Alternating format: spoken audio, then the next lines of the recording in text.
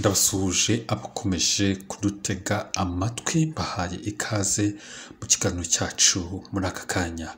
Kuri ubu ngubu rero muri iri joro amakuru agezweho ari gucaracara ku mbuga nkoranyambaga ni amakuru avuga yuko umupfumu rurangiranwa uzwi hano mu Rwanda witwa Rurangirwa Wilson wamamaye nka Sarongo yamaze gutabwa muri yombi nk'uko bitangazwa n'urwego rw'ubugenzacyaha RIB. Aya ni amakuru amaze kumenyekana mu kanya gashize, aho urwego rw'ubugenzacyaha RIB rwemeje ko kuwa 31 Ukwakira 2024 rwataye muri yombi Rurangirwa Wilson wamamaye nka Sarongo, akaba akurikiranyweho ibyaha 4. Ese ibyo byaha 4 uyu mugabo akurikiranyweho ni ibihe?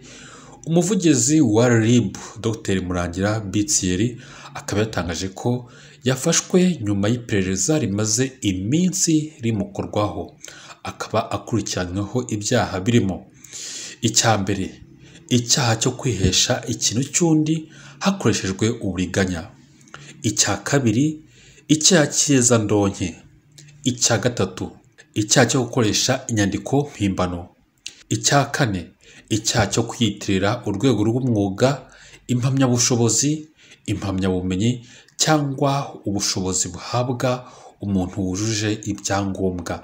Ngibyo ibyaha bigera kuri 4 uyu mupfumu usanzwe uzwi hano mu Rwanda, umupfumu abantu bemera yuko ari we mupfumu wa mbere muri Rwanda akurikiranyweho. Nubwo bimeze bityo, ntabwo amakuru arambuye kuri iri tabwa muri yombi ry'uyu mupfumu Sarongo yigeze atangazwa ngo hatangazwe byibuze ni bande bagiye kumurega cyangwa se abamureze yabakoreye iki muri rusange. Ngiyo inkuru igezweho muri aka kanya. Ni amakuru atari meza ku muryango wa Sarongo, aho uyu mugabo nyine bamaze kumuta muri yombi, akaba agiye gukurikiranwaho bino byaha byose twababwiye hano haruguru akekwaho kuba yarakoze. Ndabashimiye cyane, mwakoze kudutega amatwi. Iyi ni channel ibigezweho updates, duhure mu biganiro byacu bitaha.